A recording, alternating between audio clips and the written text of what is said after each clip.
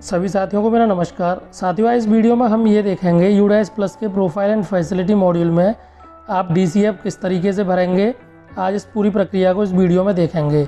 आप UDISE plus के official website पर आ जाएंगे। यहाँ से आप स्टेट सेलेक्ट करेंगे, गो ऑप्शन पर क्लिक कर देंगे। तो यहाँ पर देखिए प्रोफाइल एंड फैसिलिटीज़ 2025-26 ऑप्शन पर आप क्लिक करेंगे। यहाँ पर विद्यालय का यूडाइस कोड, पासवर्ड टाइप करेंगे, कैप्चा टाइप करके लॉगिन कर लेंगे। तो यहाँ पर देखिए आपको इस तरीके का इंटरफेस दिखेगा।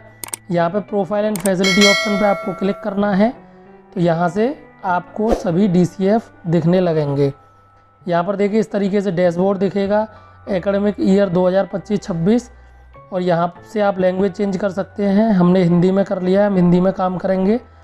अब यहाँ पर देखिए जो डीसीएफ आपने कंप्लीट कर लिए हैं वो यहाँ पर कंप्लीटेड दिखाएगा, और जो अभी इनकम्प्लीट हैं उनको इनकम्प्लीट शो करेगा। तो इनको हम देखेंगे कि आपको सभी डीसीएफ किस तरीके से भरने हैं। अब देखिए डीसीएफ 1.1 से 1.30 यहाँ पर बेसिक स्कूल प्रोफाइल है। इस डीसीएफ में आपको अपने विद्यालय की बेसिक इन्फॉर्मेशन चेक करनी है। इस डीसीएफ में आपको कुछ भरना नहीं है, और अगर इसमें कोई गलती आपको दिख रही है तो आप इसको DCMIS या ब्लॉक MIS से सही करा सकते हैं। अब DCF 1.31 से 1.39 तक इसमें भाषा और अन्य के बारे में आपको जानकारी देनी है। क्या स्कूल समय के बाद कोई कौशल प्रशिक्षण केंद्र चलाता है, तो यहाँ पर नहीं कर देंगे। क्या यह आवासीय स्कूल है, यदि आपका आवासीय है तो आप आवासीय भरें, नहीं तो आप नॉन रेजिडेंशियल भर दें। सभी परिषदीय विद्यालय नॉन रेजिडेंशियल हैं तो आप यहाँ पर भर देंगे। अब यहाँ पर देखिए जब आप यहाँ पर नॉन रेजिडेंशियल करेंगे तो आगे आपको इन्फॉर्मेशन नहीं देनी है। क्या यह पाली में चलने वाला स्कूल है, तो नहीं। क्या अधिकांश छात्रों को प्राथमिक स्तर पर उनकी मातृभाषा में पढ़ाया जाता है, तो आप यहाँ पे हाँ कर देंगे। अब देखिए नज़दीकी सरकारी सहायता प्राप्त स्कूल से स्कूल की दूरी, तो ये डाटा जो आपने लास्ट ईयर भरा था उसके अकॉर्डिंग आपको यहाँ पर ये भरा हुआ मिलेगा। प्राथमिक स्कूल अनुभाग से, उच्च प्राथमिक स्कूल से, माध्यमिक स्कूल से, तो आपके विद्यालय की जो डिस्टेंस है वो आप यहाँ पर भर देंगे। क्या स्कूल तक सभी मौसम में पहुँचने योग्य सड़क है, यदि सड़क है तो आप हाँ कर दें, अदरवाइज आप यहाँ पर नहीं कर दें। शैक्षणिक दिनों की संख्या, तो यहाँ पर देखिए पिछले सत्र में 247 थे, सत्र 2024-25 में शैक्षणिक दिनों की संख्या 233 है, तो आप यहाँ पर 233 कर देंगे। अब देखिए शैक्षणिक दिनों की संख्या ये हो गया।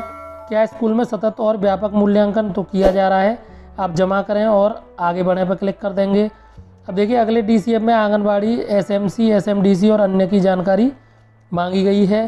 क्या आंगनबाड़ी केंद्र स्कूल परिसर के अंदर स्थित है, यदि है तो आप हाँ करें, और नहीं है तो नहीं कर दें। जब आप यहाँ पर हाँ करेंगे तो यहाँ पर देखिए सह स्थित आंगनबाड़ी केंद्रों की संख्या आपको यहाँ पर भरनी है। क्या स्थित आंगनबाड़ी केंद्रों का विवरण आपको देना है, आंगनबाड़ी केंद्र का कोड, केंद्रों का नाम और आंगनबाड़ी में पढ़ने वाले बच्चों की संख्या। ये संख्या आपको छात्र छात्राओं में देनी है। अगर आप यहाँ पर नहीं करेंगे तो आपको आगे कोई डाटा नहीं देना है।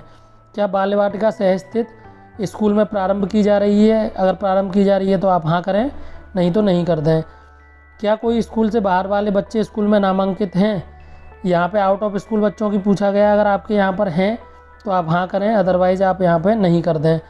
अब देखिए अगर आप हाँ करेंगे तो वर्तमान वर्ष में उपचारात्मक शिक्षण में भाग लेने वाले छात्रों की संख्या भरनी पड़ेगी आपको। उसके बाद देखिए शिक्षा में सुधार वृद्धि के लिए यहाँ पर आपको भरना पड़ेगा।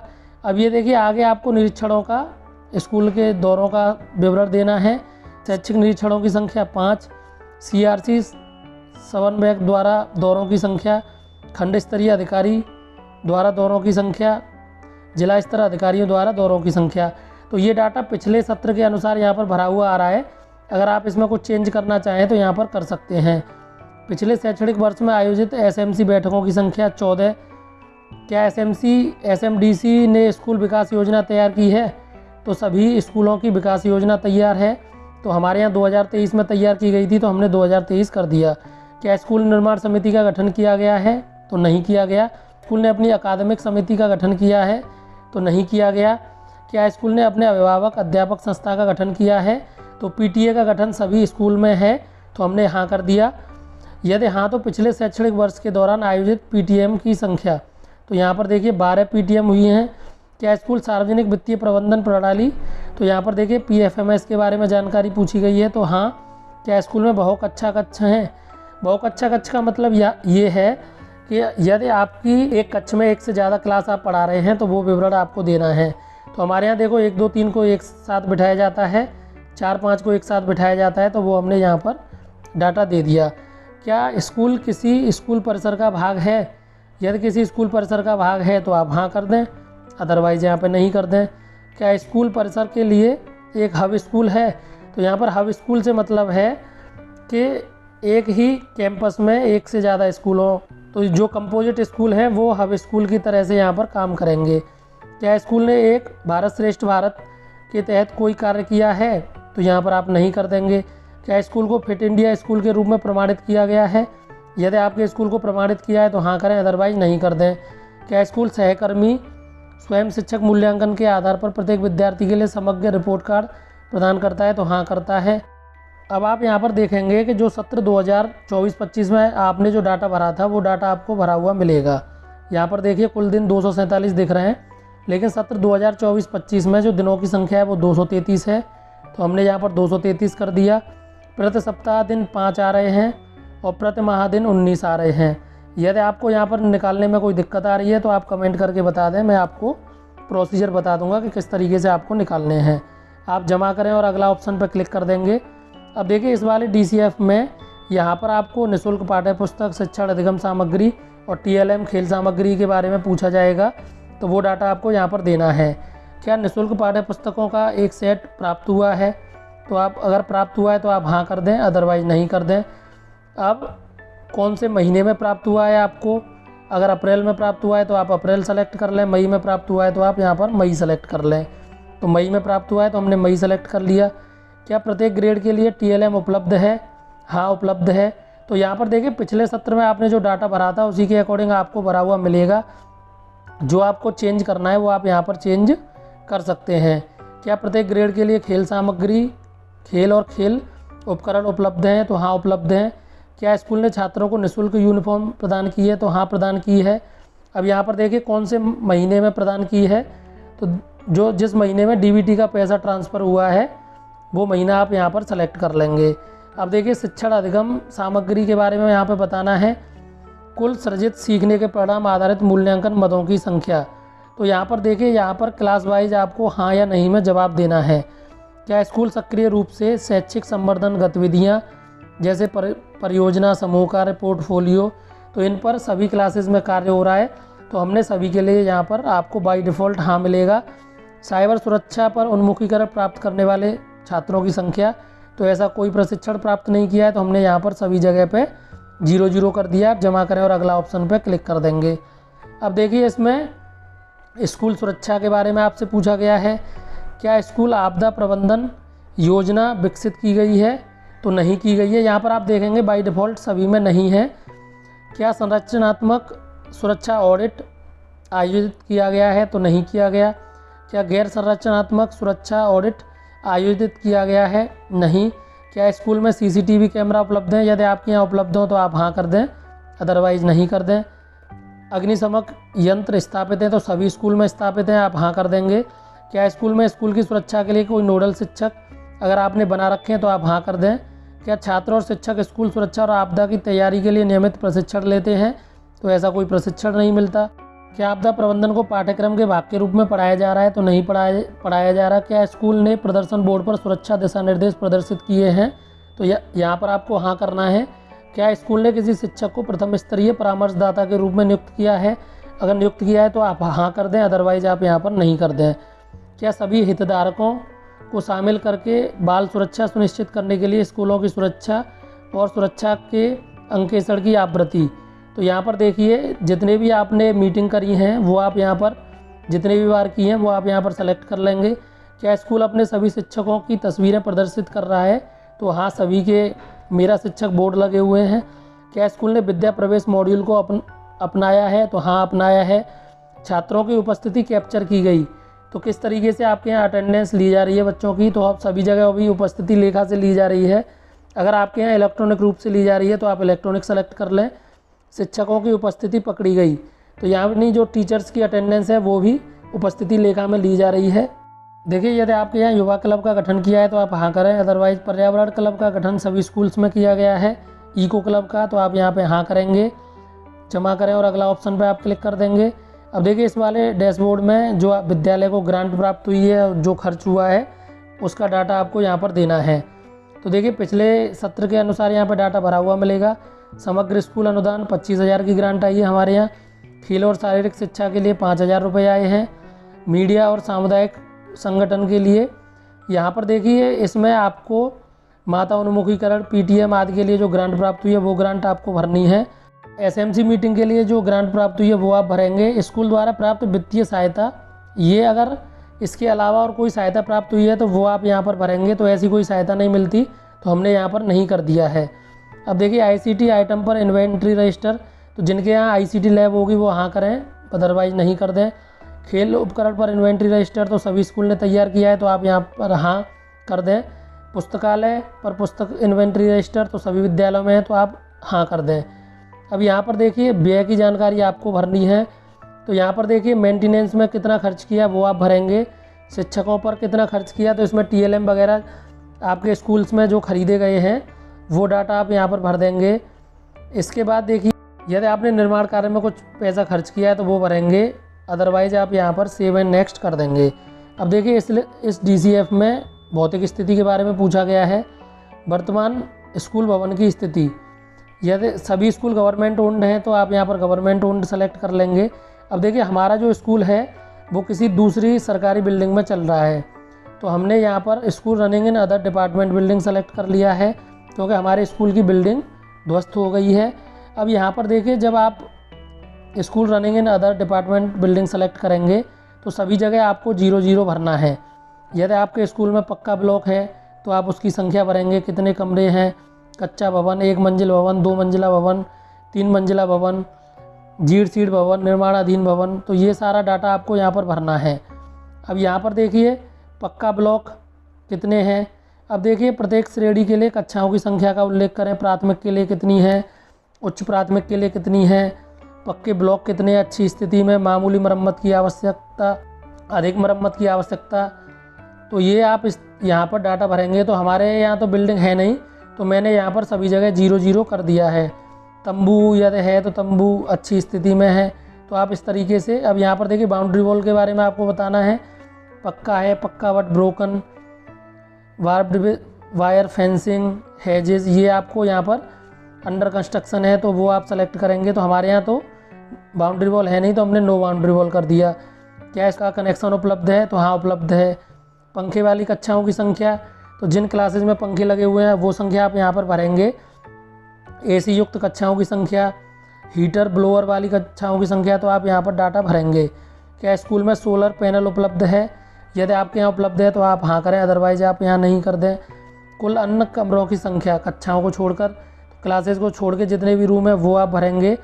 अब यहाँ पर देखिए, स्कूल के प्रमुख प्रधानाचार्य के लिए अलग क्लास है, पुस्तकालय के लिए अलग क्लास, सहायक प्रधान अध्यापक के लिए अलग, लड़कियों के लिए अलग कॉमन रूम, शिक्षकों के लिए स्टाफ रूम, सह पाठ्यक्रम गतिविधियों के लिए, तो आप यहाँ पर देख लेंगे और आप यहाँ पर सेव एंड नेक्स्ट कर देंगे। अब देखिए, शौचालय की सुविधा के बारे में आपको यहाँ पर डाटा देना है। अब यहाँ पर आप देखेंगे, इसमें देखिए CWSN अनुकूल शौचालयों को छोड़कर उपलब्ध शौचालय सीटों की संख्या, तो जो दिव्यांग बच्चे हैं उनको छोड़कर जितने भी सीट हैं, शौचालय सीट हैं, उनकी संख्या आपको यहाँ पर देनी है। कुल कितनी है, पहले लड़कों का डाटा देना है, लड़कों के लिए कितनी है, उनमें क्रियाशील कितनी है और नल का जल उपलब्ध है। कुल कितनी है, लड़कियों के लिए कितनी है, कार्यात्मक कितनी है और पानी की पहुंच कितनों में है, तो ये संख्या आपको यहाँ पर देनी है। अब ये देखिए, CWSN अनुकूल शौचालय सीटों की संख्या, तो CWSN बच्चों के लिए कितनी है, लड़के लड़कियों की कितनी है, वो संख्या आपको देनी है। क्रियाशील कितनी है, वो डाटा आपको यहाँ पर देना है। अब यहाँ पर देखिए, मूत्रालयों का विवरण आपको देना है, तो आप यहाँ पर अपने विद्यालय के अकॉर्डिंग डाटा भर देंगे। अब इसमें के बाद यहाँ पर आप देखेंगे तो नीचे की तरफ यहाँ पर निर्माणाधीन लड़कों के शौचालयों की संख्या, यदि आपके यहाँ निर्माणाधीन है तो आप यहाँ पर भरें, अदरवाइज आप यहाँ पर 0 कर दें। क्या शौचालय ब्लॉक के पास साबुन से हाथ धोने की सुविधा है, यदि आपके विद्यालय में तो आप हाँ करें, अदरवाइज आप नहीं कर दें। शौचालय सुविधा का स्थान, स्कूल बिल्डिंग के अंदर है या स्कूल बिल्डिंग के बाहर लेकिन स्कूल परिसर में, तो वो आप देख लेंगे। क्या लड़कियों के शौचालय में इंसिनरेटर उपलब्ध है, तो ये लगभग सभी विद्यालयों में उपलब्ध है, तो आप यहाँ पर हाँ कर देंगे। क्या स्कूल में सैनिटरी पैड वेंडिंग मशीन उपलब्ध है, यदि आपके यहाँ उपलब्ध है तो आप हाँ करें, अदरवाइज नहीं कर दें। क्या भोजन से पहले और बाद में हाथ धोने के लिए साबुन से हाथ धोने की सुविधा उपलब्ध है, तो सभी विद्यालयों में लगभग उपलब्ध है, तो आप हाँ कर दें, अदरवाइज आप नहीं कर दें। पेयजल का मुख्य स्रोत क्या है, हैंडपम्प बोरवेल तो लगभग सभी विद्यालयों में है, तो आप हाँ कर दें। कुआं कहीं नहीं है, असुरक्षित कुआं, नल का पानी, तो नल का पानी सब जगह उपलब्ध है। पैकेज्ड बोतल बंद पानी ये नहीं है। अन्य, अगर अन्य कोई सोर्स है आपके यहाँ तो आप हाँ करें, अदरवाइज नहीं कर दें। क्या स्कूल में जल शुद्धिकरण यंत्र वाटर प्यूरीफायर, तो नहीं है। क्या स्कूल में वर्षा जल संचयन, यदि आपके यहाँ है तो आप हाँ करें, अदरवाइज नहीं कर दें। अब देखिए, अब यहाँ आपको पुस्तकालय और रीडिंग कॉर्नर की जानकारी देनी है, तो पुस्तकालय सभी विद्यालयों में आप हाँ कर देंगे। पुस्तकों की संख्या आप भरेंगे, बुक बैंक की संख्या भर देंगे। पढ़ने का कोना रीडिंग कॉर्नर भी लगभग सभी विद्यालयों में, वो संख्या आप यहाँ पर भर देंगे। क्या स्कूल में पूर्णकालिक पुस्तकालय अध्यक्ष है, नहीं है। क्या स्कूल समाचार पत्र पत्रिकाओं की सदस्यता लेता है, तो नहीं कर दिया। बच्चों द्वारा कितनी बार लाइब्रेरी में किताबें उधार ली गई, तो 143 बार हमने भर दिया। अब विद्यालय का अनुमानित भूमि क्षेत्रफल, ये नई चीज़ यहाँ पर ऐड करी गई है, तो आपको यहाँ पर इकाई सेलेक्ट करनी है पहले, तो हम यहाँ पर इकाई सेलेक्ट कर लेंगे।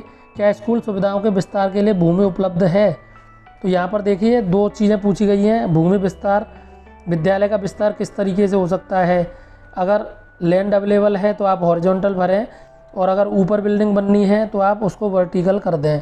क्या स्कूल में खेल के मैदान की सुविधा उपलब्ध है, तो हाँ उपलब्ध है, तो इसका भी क्षेत्रफल आपको यहाँ पर भरना होगा, वो हम देखेंगे किस तरीके से भरेंगे। अब यहाँ पर देखिए, क्या शैक्षणिक वर्ष में छात्रों की स्वास्थ्य की जांच की गई, तो हाँ की गई। अब इसमें ऊंचाई, वजन, आँखें, दंत, गला, ये सारी चीज़ें चेक की गई। बच्चों को कृमिनाशक गोली तो दी गई है, प्रत्येक विद्यालय में 2 खुराक दी गई हैं, तो आप यहाँ पर पूर्ण 2 खुराक ऑप्शन को सेलेक्ट करेंगे। क्या स्कूल वार्षिक स्वास्थ्य रिकॉर्ड रखता है, तो हाँ रखता है। क्या स्कूल में थर्मल स्कैनर, सभी में है। क्या प्राथमिक उपचार की सुविधा उपलब्ध है, तो सभी में है। क्या जीवन रक्षक आवश्यक दवाएँ उपलब्ध हैं, तो सभी में उपलब्ध हैं। क्या विकलांग बच्चों के लिए स्कूल की इमारत तक पहुँचने के लिए रैंप, तो सभी विद्यालय में है। रैंप के लिए हाथ की रेलिंग तो उपलब्ध है। क्या स्कूल में विशेष शिक्षक, यदि आपके यहाँ है तो आप हाँ करें, अदरवाइज नहीं कर दें। क्या स्कूल में किचन गार्डन, यदि आपके यहाँ है तो आप हाँ करें, अदरवाइज नहीं कर दें। क्या स्कूल में किचन शेड उपलब्ध है, तो ये आप देख लें। अब यहाँ पर देखिए, क्या स्कूल में अपशिष्ट एकत्र, तो यहाँ पर डस्टबिन के बारे में पूछा गया है प्रत्येक कक्षा कक्ष के लिए, यदि आपके यहाँ है तो आप हाँ करें, अगर हाँ लेकिन कुछ के लिए है तो आप हाँ लेकिन कुछ के लिए करें। शौचालय में सभी में उपलब्ध है तो सभी के लिए करें, कुछ के लिए उपलब्ध है तो तीसरा ऑप्शन आप सेलेक्ट करें। रसोई का आप देख लें। क्या स्कूल में विद्यार्थियों के लिए फर्नीचर है, तो यदि फर्नीचर सभी बच्चों के लिए उपलब्ध है तो आप सभी के लिए करें। अब देखिए, जब तक आप यहाँ पर विद्यालय का क्षेत्रफल और खेल के मैदान का क्षेत्रफल नहीं भरेंगे तो आप इस DCF को सबमिट नहीं कर पाएंगे। तो यहाँ पर देखिए, आपको इकाई सेलेक्ट करनी है, तो हमने स्क्वायर यार्ड इकाई सेलेक्ट कर ली है, और स्क्वायर यार्ड में आपको यहाँ पर क्षेत्रफल भरना है। तो आप इसका पता कर लें कि कितना स्क्वायर यार्ड यानी वर्ग गज में आपका स्कूल का क्षेत्रफल है। एक अनुमानित क्षेत्रफल आपको भरना है, तो वो आप यहाँ पर भर देंगे। स्क्वायर मीटर में भी आप देख सकते हैं, तो हमने स्क्वायर यार्ड सेलेक्ट किया है, तो आप इसको देख लें। अब इसी तरीके से आपको खेल के मैदान का क्षेत्रफल आपको यहाँ पर भरना है। तो ये क्षेत्रफल आप देखेंगे कि यदि आप इसको 120 स्क्वायर यार्ड से कम भरेंगे तो ये यहाँ पर एरर शो करेगा। प्लेग्राउंड जो है 119 स्क्वायर यार्ड से ज़्यादा का होना चाहिए, तो यहाँ पर आपको ये चीज़ देख लेनी है। यदि आप 119 से कम का भरेंगे तो ये यहाँ पर सबमिट नहीं करने देगा। अब इसमें देखिए, स्कूल में भौतिक सुविधाएं और उपकरण, क्या बोर्डिंग छात्रावास आवासीय सुविधाएं निम्नलिखित चरण स्तर के लिए उपलब्ध हैं, तो प्राथमिक में नहीं है, तो आप यहाँ पर नहीं कर देंगे।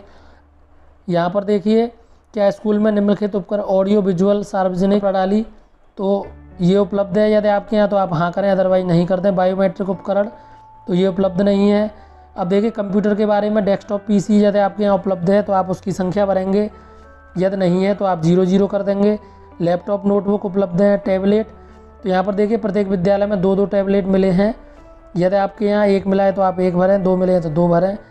अब यहाँ पर देखिए इंटीग्रेटेड टीचिंग लर्निंग डिवाइस वाले पीसी, यदि आपके यहाँ उपलब्ध है तो आप भरें, अदरवाइज 0 कर दें। सामग्री प्रबंधन प्रणाली और समाधान यदि है तो आप भरें, अदरवाइज 0 कर दें। प्रोजेक्टर यदि आपके यहाँ है तो आप भरें, अदरवाइज आप यहाँ पर 0 कर दें। तो ये सारी चीज़ें आप अपने विद्यालय के अकॉर्डिंग देख लेंगे। प्रिंटर उपलब्ध है हमारे यहाँ, स्कैनर हमने 0 कर दिया, सर्वर 0, वेब कैमरा नहीं है। स्मार्ट टीवी यदि आपके विद्यालय में है तो आप भरें, अदरवाइज आप यहाँ पर 0 कर दें। डिजिटल बोर्ड स्मार्ट, ये आप अपने विद्यालय के अकॉर्डिंग देख लेंगे। पढ़ाने के लिए इस्तेमाल किए जाने वाला मोबाइल फ़ोन, तो अलग से कोई मोबाइल फ़ोन नहीं मिला है, टैबलेट मिले हैं, तो आप यहाँ पर टैबलेट की संख्या भर सकते हैं। टीचर चाहें तो अपने मोबाइल फ़ोन की भी संख्या भर सकते हैं। जनरेटर, इन्वर्टर, पावर बैकअप की व्यवस्था यदि आपके विद्यालय में है तो आप वो संख्या भर दें। क्या स्कूल में कंप्यूटर ICT लैब यदि आपके यहाँ है तो आप हाँ करें, अदरवाइज आप यहाँ पर नहीं कर दें। उपलब्ध कंप्यूटर ICT प्रयोगशालाओं की संख्या यदि आप हाँ करेंगे तो ये डाटा आपको देना है, यदि आप नहीं करेंगे तो ये डाटा आपको नहीं देना है। केवल सरकारी और सरकारी सहायता प्राप्त स्कूल के लिए हाँ करना है। क्या स्कूल में ICT लैब उपलब्ध है, यदि उपलब्ध है तो आप हाँ करें, अदरवाइज नहीं कर दें। कब आपके यहाँ शुरू हुआ है वो आपको डेट भरनी है। ICT लैब काम कर रहा है, यदि कर रहा है तो आप हाँ करें। तो इसके लिए आप देखिए स्कूल में कौन सा मॉडल लागू किया है, बूट मॉडल, ये आप यहाँ पर देख लेंगे। स्कूल में ICT प्रशिक्षक का प्रकार full time, part time, not available, वो आप देख लेंगे। क्या स्कूल में इंटरनेट की सुविधा उपलब्ध है, तो आपको यहाँ पर हाँ करना है, क्योंकि गवर्नमेंट द्वारा नेट की सुविधा दी जा रही है, उसका पैसा कंपोजिट ग्रांट से कट जाता है। क्या इंटरनेट सुविधा तक पहुँच का उपयोग, हाँ। क्या शिक्षक के लिए ICT आधारित उपकरणों का उपयोग किया जा रहा है, यदि किया जा रहा है तो आप हाँ करें, अदरवाइज नहीं करें। तो देखिए टैबलेट मिल गए हैं तो आप टैबलेट के माध्यम से दीक्षा ऐप, निष्ठा ऐप वगैरह आप यूज करते हैं तो वो आप यहाँ पर हाँ करें। स्कूल में ई सामग्री के लिए भी आपको हाँ करना है। CWSN के लिए सहायक तकनीक आधारित समाधान यदि कोई है तो आप हाँ करें, अदरवाइज आप नहीं कर दें। तो आप यहाँ पर डैशबोर्ड पर जाएं, आपको यहाँ पर इसको सबमिट करना है। सबमिट करने के बाद आप डैशबोर्ड पर आ जाएंगे तो सभी DCF आपको कंप्लीट शो करेगा। तो आप इस तरीके से देख लेंगे DCF आपको किस तरीके से भरना है। साथियों, आपको हमारा प्रयास पसंद आया हो तो आप चैनल को सब्सक्राइब जरूर करें। वीडियो अगर आपको हेल्पफुल लगा हो तो वीडियो को लाइक करें और अन्य साथियों की मदद के लिए इसे शेयर कर दें। जो DCF आपको इनकम्प्लीट शो कर रहा है उस पर आप क्लिक करेंगे तो वो DCF ओपन हो जाएगा और आप उसको देखिए, सभी DCF को आपको सेव करना है तभी उसको कंप्लीट शो करेगा। यदि आप उसको सेव नहीं करेंगे, नेक्स्ट कर देंगे, तो वो उसको इनकम्प्लीट शो करेगा। साथियों, आपको हमारा प्रयास पसंद आया हो तो चैनल को सब्सक्राइब जरूर कर लें। आपका बहुत बहुत धन्यवाद। टीचर मॉड्यूल आप किस तरीके से भरेंगे वो हम अपने अगले वीडियो में देखेंगे।